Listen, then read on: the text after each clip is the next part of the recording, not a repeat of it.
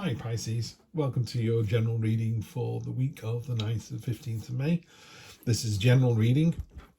I really appreciate you guys being here. These early days for the channel, I'm really enjoying it. So far so good. So yeah, really appreciate the people that have turned up. I'm just going to jump straight into it, Pisces. It's quite late here for me, so this is a nighttime reading. So let's see what the week holds for you next week. Beautiful start. Queen of Pentacles. It's a lovely energy. Ultimately, this is a safe space. You've got the snake and the bird on there that are living in perfect harmony. She's providing this canopy for them to exist together underneath. So enemies are brought together. And it's because she's got this lovely kind of nurturing, caring, open nature about her. So really good energy to start the week off with. And even better, 10 of Pentacles on top of that. Generational stability, generational wealth, that idea that, if you're sort of happy and settled, that's exactly what this is.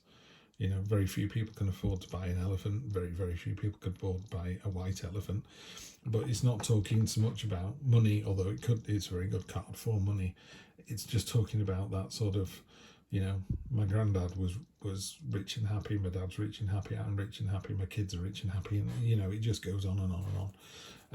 And by happy, but by rich, it could be, we're not talking a 7-bed mansion or a 15-bed mansion. It could be that you live in a nice little flat and it overlooks a nice view, or you got a great bunch of friends. So that generational stability comes from that. It can be quite small things that just build every day. They're sort of your foundation, they're your rock. Okay, recent past, there's been some movement there. This is the Three of Wands. Bit of movement and action and sort of setting off in the process. So it's a bit like phase 1 complete, moving on to phase 2. So in this particular example, there's a gull diving down to the particular fish that it's targeting. And the other gulls have gone, wow, that looks like a great idea. Let's follow the leader here. So you're kind of inspiring people to do the same thing. But also it's phase 2. So phase 1 would have been to find the correct hunting ground to do this with, So it's that kind of imagery where, phase 2 is complete. And now you're moving on to phase 3. And again, there's a purpose to that. Pisces, very good. Wow, great card, great card. Near future, this is the world. When the Fool goes on his journey, the last major arcana he encounters is the World card, and it's normally a portal, and he steps through into this new experience. And really simply put, the World card is about new chapter. You completed one cycle, now it's time to start the next. It could be, if you're reading a book, it could be you finished chapter 2, which was brilliant, and you want to move on to chapter 3, or it could be you finished the book and it's time for a different book.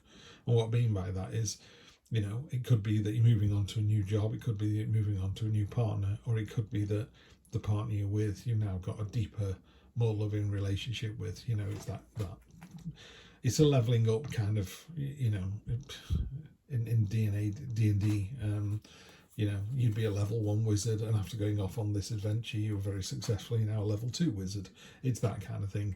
And the Fool's journey, he encounters, the magician, the high priestess, the empress, the emperor, love, death, the tower, all these kind of cathartic moments and experiences.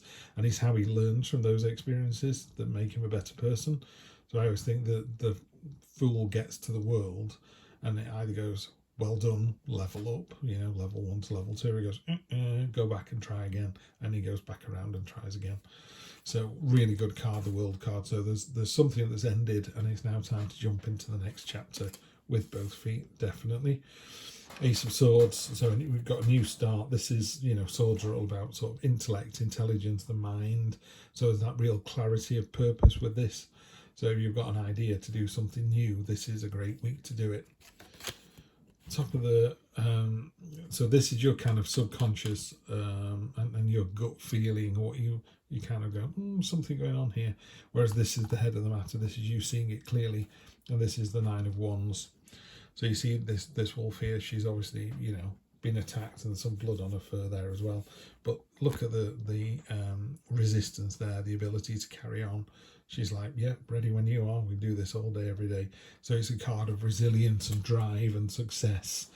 One thing it does temper it with a little bit is whenever you're in a battle or a war or anything like that, or a conflict or a difficult situation, no one really wins. There is a winner and a loser, and I think sometimes it's quite telling how the winner behaves after they've won. You know, are you magnanimous and gracious, or are you a no?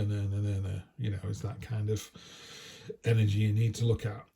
Clearly, you know, Pisces have come to this channel. You're beautiful and intelligent and articulate, so you're the ones that are gracious. When you win, you just go, you know, well played. But I always told you I was going to win this one. This way you're going to find yourself. This is the Nightmare card, the Nine of Swords. You're a little bit concerned because 2 9s now. The thing about this card is, you know, that rabbit, there's rose petals coming out of it, and the sword is transparent. It's not a real sword. It's a dream. So sometimes you can worry about a situation, and ultimately it is never as bad. I'm like that when I go to the dentist.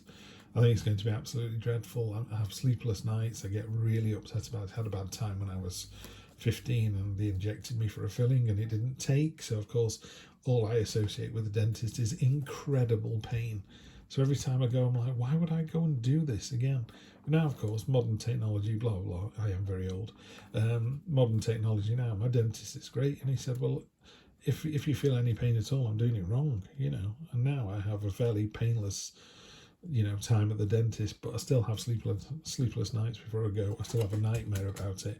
And yet the reality of the situation isn't anything like as bad as the dream made it out to be. So just be careful that things are not as bad as you think. 4 of Wands, really nice to see this. This is how other people see that situation.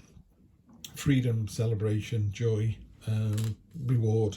Great, great, great. So whatever you're thinking about this week, it's going really, really well. In fact, it's going very, very well. The hopes and fears, you're concerned there might be a sort of battle going on. You're the staff in the middle there, and the other one's breaking against you. So it's a little bit like this energy here, where, you know, you're going to win. You're going to win this battle, but it kind of wears you down a bit. This one's like the weary warrior at the end of it. It's like, well, there were only 5 ones involved there. There were 9 in this one. But, you know, you can do it with, if you can do it with 9, you can definitely do it with 5. So, yeah, don't let anybody get you down this week. You know, you're way too powerful. Yeah, and there's good things coming in. There's a celebration of freedom. And the final outcome is the cool cat, the King of Cups. This king here is actually generating that crown of angel fish out of his subconscious. He's someone who is completely in control of his emotions, and because of that, he's really laid back. You know, that's why I call him the cool cat. He's got, I think that's a squid and a shoal of fish, which are normally predator and prey, and they're just swimming together quite nicely. He's one of these guys, you know, just walks into a room and goes, come on, everybody, just chill. You know, very kind of 70s hippie dude. But ultimately, that comes from a position of really great strength. You know, knowing your own power is incredibly powerful. And that's where you're going to find yourself. You've got that slightly, you know, that slightly smug feeling you get when you just know you're right. You know, everyone goes, it's not going to rain this afternoon, and you're the only one that's taken an umbrella. And it's absolutely sheeting down, and you don't go, I told you so. You just go, anyone else want to get under this umbrella? You know, it's that kind of not rubbing people's noses in it. It's a bit like these 2 battles here. I think because you're going to win, it's how magnanimous you are when you come out the other side, and your ability to kind of calm everything down. It's really calm reading, this one. Yeah. And then at the bottom of the deck,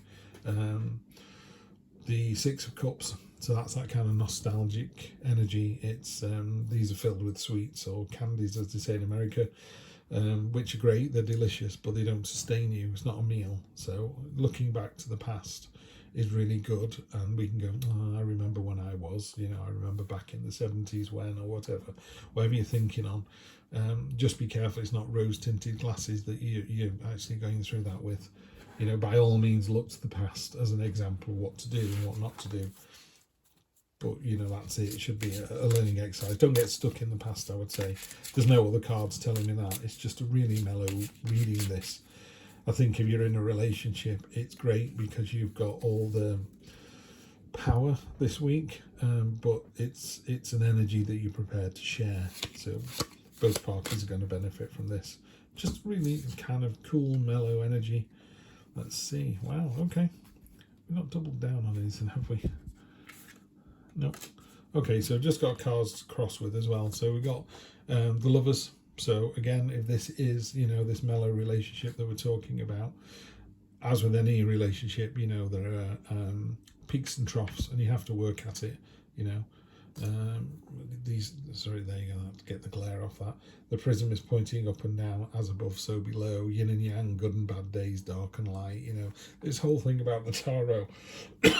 Tarot is ultimately about balance and cycles.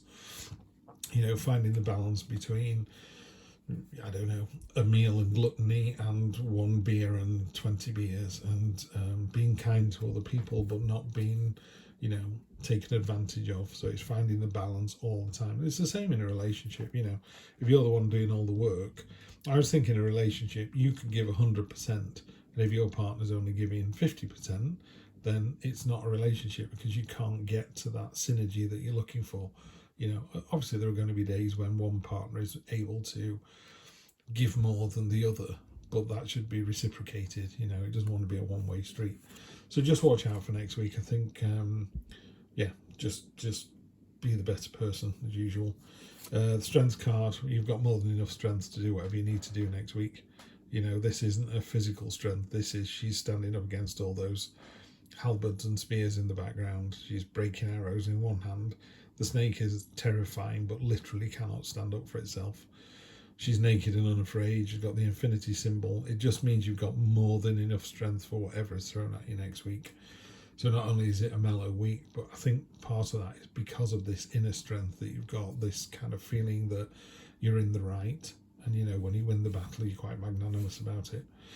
Little warning here, this is the 7 of Cups. So moving on from the 6 and the nostalgia, you get the Choices card. So you've got all these different cups filled with all these different things: wishes, dreams, hopes, promises, food, drink, money. But you've got to pick something. Otherwise, no choice is not a choice. So you will have a lot of choices next week. Some major, some minor. But just make sure that, you continue to move forward with that. And just remain the cool cat that you are. So Pisces, you're in for a nice mellow week next week. So it's almost like a week off. But it takes a lot of strength to be that cool, calm and collected. So yeah, do it. Have a good one, and I will see you next Sunday for more of the same.